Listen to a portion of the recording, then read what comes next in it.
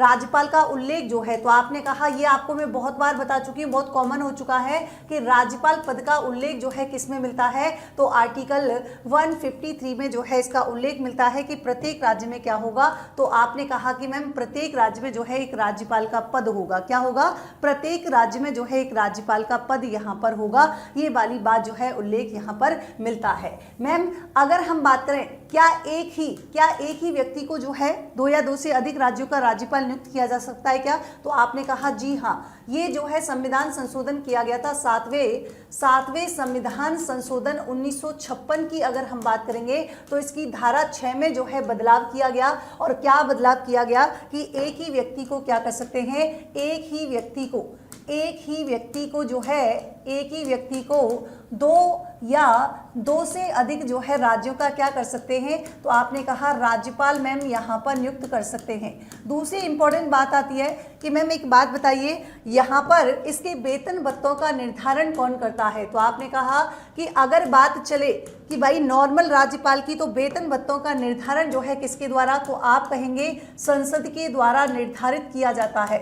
लेकिन इंपॉर्टेंट बात क्या है कि जब इसको 2 या 2 से अधिक राज्यों का राज्यपाल नियुक्त किया जाता है, तो ऐसी स्थिति में ध्यान रखेंगे इसके जो वेतन भत्ते जो हैं, इसके वेतन भत्तों का निर्धारण कौन करेगा, तब यहाँ पर करता है आपके कौन, राष्ट्रपति करता है। कौन करता है, तो आपने कहा राष्ट्रपति करता है। मैंने बहुत बार आपको आर्टिकल याद करा दिए हैं। चलिए, बिल्कुल क्लास की पीडीएफ जो है आपको RS उत्कर्ष टेलीग्राम पे यहाँ पर मिलने वाली है। बिल्कुल कमेंट बॉक्स में सही कर रहे हैं, 7वां संविधान संशोधन है ना। मैंने आपको एक छोटी सी ट्रिक भी याद करवाई थी, कैसे याद करोगे, राजा का नाक योगा से साफ, राजा का नाक योगा से साफ। फटाफट से कमेंट बॉक्स में बताइए कि राज्यपाल पद का उल्लेख जो है कौन से आर्टिकल में मिलता है।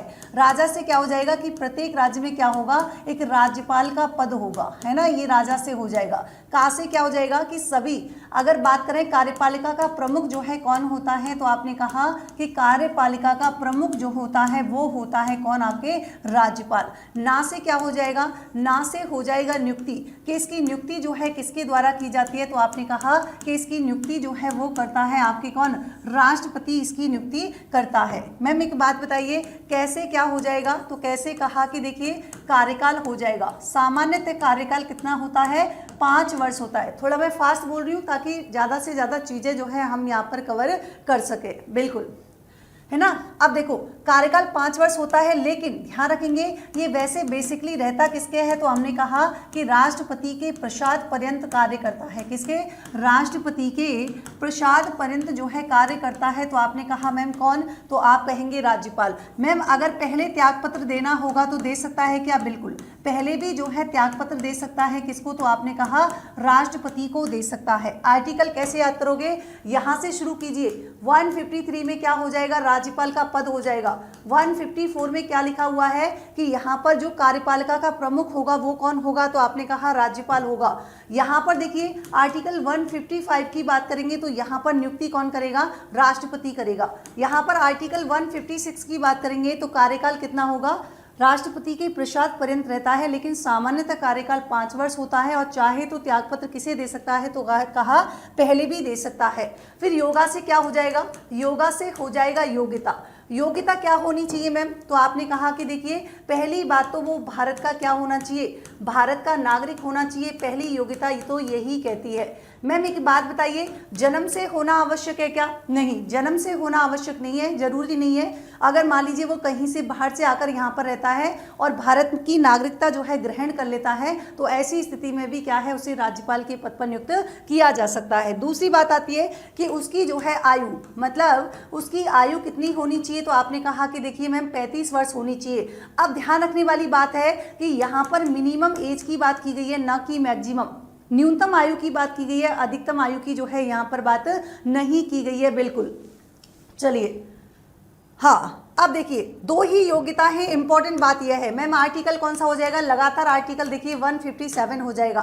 मैम से क्या हो जाएगा, तो आपने कहा कि देखिए से हो जाएगा सेवा शर्तें। मैम सेवा शर्तें क्या होनी चाहिए, तो आपने कहा कि सबसे इंपॉर्टेंट चीज़ क्या होती है कि यहाँ पर हम बात करेंगे कि वो क्या नहीं होना चाहिए, तो आपने कहा कि लाभ के पद पर कार्यरत नहीं होना चाहिए। मैम आखिर ये लाभ का पद जो होता है वो क्या होता है, तो ध्यान रखेंगे केंद्रीय और राज्य के अधीन जहाँ से वित्तीय लाभ अगर किसी को मिल रहा हो तो वो क्या है, लाभ का पद है। भारतीय संविधान में कहीं भी लाभ के पद को जो है परिभाषित नहीं किया गया है। एक बार मैं कमेंट देख लेती हूँ। बिल्कुल मैम थ्योरी के साथ एमसीक्यू भी लाओ ना, प्रीवियस ईयर के रिक्वेस्ट है। बिल्कुल ये बेटा एमसीक्यू ही है ना, आपने थोड़ा लेट ज्वाइन किया है इसलिए आपको पता नहीं है, मैं ये क्वेश्चन ही करवा रही हूँ, क्वेश्चन के माध्यम से टॉपिक करवा रही हूँ ना, क्वेश्चन मैं ऑलरेडी लेके आई हूँ आपके लिए, टेंशन मत लो।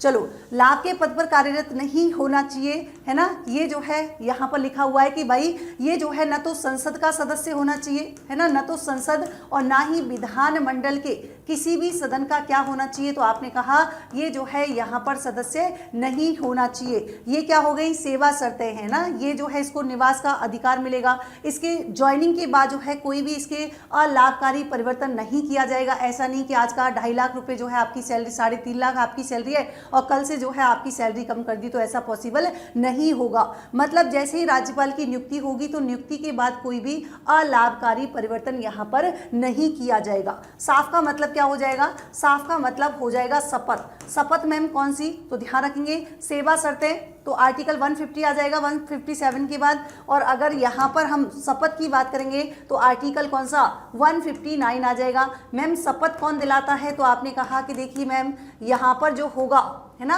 हाई कोर्ट का मुख्य न्यायाधीश क्या करता है, राज्यपाल को शपथ दिलाता है।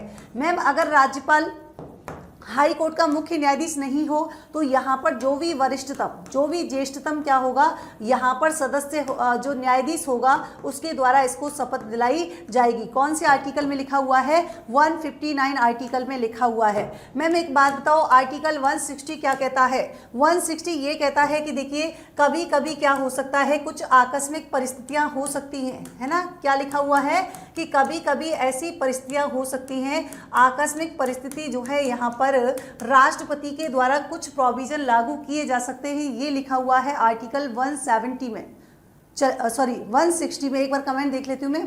बिल्कुल 159 हाई कोर्ट का मुख्य न्यायाधीश, बिल्कुल मतलब आप लोगों को जो है बहुत ही अच्छी तरीके से पढ़ा हुआ है। चलिए यहाँ पर आगे देखिए कि आर्टिकल 161 की बात करेंगे तो यहाँ पर राज्यपाल की किसकी, तो आपने कहा कि क्षमादान की शक्तियों का उल्लेख मिलता है, किसकी, क्षमादान की जो है शक्तियों का यहाँ पर उल्लेख मिलता है, यहाँ पर क्षमादान की शक्तियों का उल्लेख मिलता है।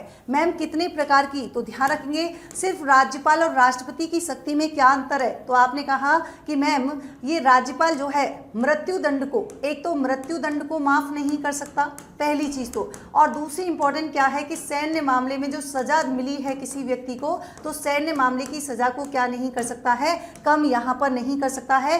बाकी अगर अदर बात करें तो राष्ट्रपति की शक्ति के बराबरी क्या है, इसकी शक्तियाँ यहाँ पर हैं क्षमादान की। मैम क्या क्या कर सकता है, यहाँ पर ध्यान रखेंगे किसी व्यक्ति को क्षमा करने का राइट है, किसी को जो है यहाँ पर लघुकरण के अलावा और कौन सी शक्ति है, तो आपने कहा प्रविलंबन जो है यहाँ पर होती है। मैम इसके अलावा यहाँ पर जो है हम कह देंगे परिहार, कौन सा हो जाएगा, परिहार। तो ये जो है 5 प्रकार की क्षमादान की शक्तियों का उल्लेख किया गया है, जो कि अगर राष्ट्रपति की बात करेंगे तो राष्ट्रपति का कौन सा आर्टिकल हो जाएगा, 72 हो जाएगा, जबकि हम राज्यपाल की बात करेंगे तो कौन सा हो जाएगा, 161 जो है यहाँ पर करेक्ट हो जाएगा। बस ये मृत्युदंड नहीं माफ कर सकता, इसके अलावा सैन्य मामलों में जो सजा मिली है उसको माफ नहीं कर सकता, अदरवाइज सारी की सारी जो है इसके पास क्या होते हैं, क्षमादान की वैसे ही प्राप्त होते हैं जैसे राष्ट्रपति के पास होती है। अब देखिए चलिए हाँ अब देखो एक चीज मैं आपको बताती हूँ, देखना अब इसी के साथ ही आपने देखा कि यहाँ पर क्या है, आपने देखा कि 3 और 1 4 कितने होते हैं, 5 और 1 कितने होते हैं, तो आपने कहा